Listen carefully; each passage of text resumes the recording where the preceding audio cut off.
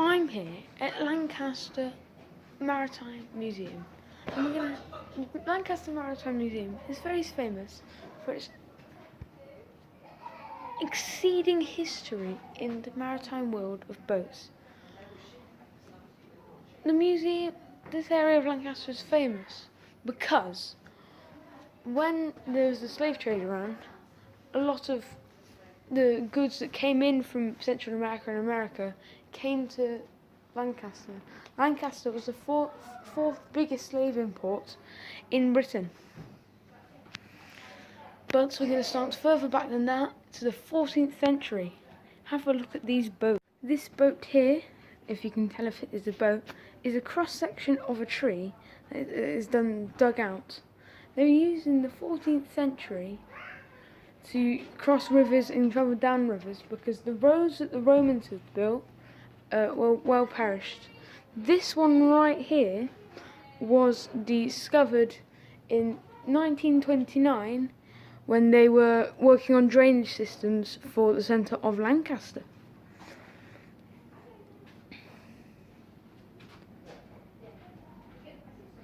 This boat right here is from Beltarn near Lancaster. Oh, if you don't know what a tarn is, you haven't been paying attention in geography. It's a lake in the middle of a quarry, and a quarry is formed from glaciation. Fascinating.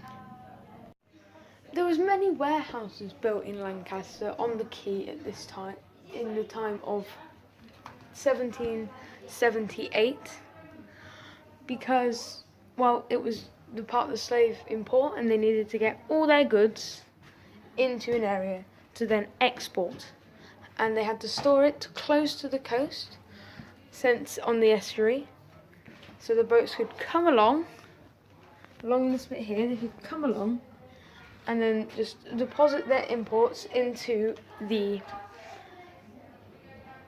warehouses. Fascinating.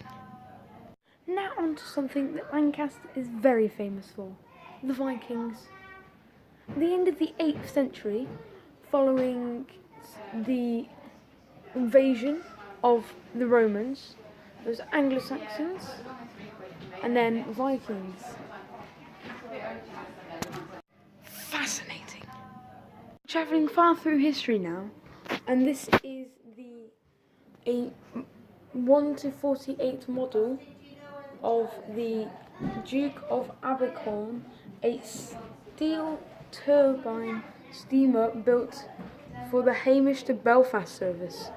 So, a bit like the Titanic, it would go from Hamish, which is a point near Morecambe in Lancaster, just south of Lancaster, and it would go to then Belfast in Ireland.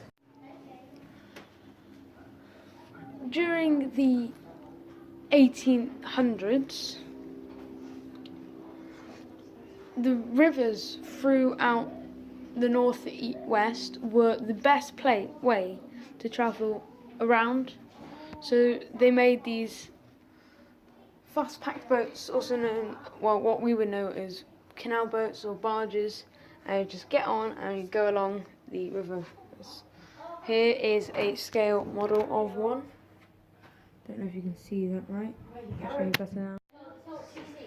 So yeah, basically a barge. Fascinating. So this is what the barge would look like. Nice, comfortable seats, so the posh people like the Queen could chillax as they go down the river to wherever they're going to wave their hand next. Now out the front, very long and open. If it's a nice day, then you could sit here at the front, put your hand in the water and just relax. Very nice. Very nice.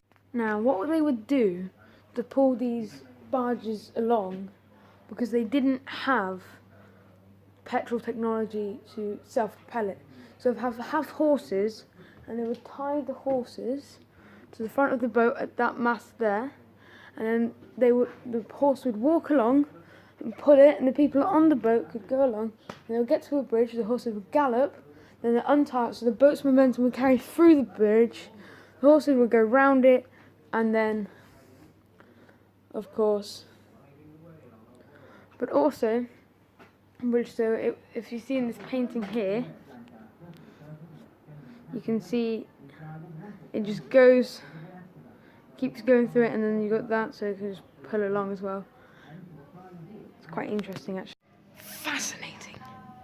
Between Morecambe and the Lake District, there's this bay, huge bay, really sandy, sinking sand, quicksand, and so if you can see on this map, so Morecambe's about here, and if you wanted to go across here, you have to follow this coach road here, and they would use coaches like this one here to go across.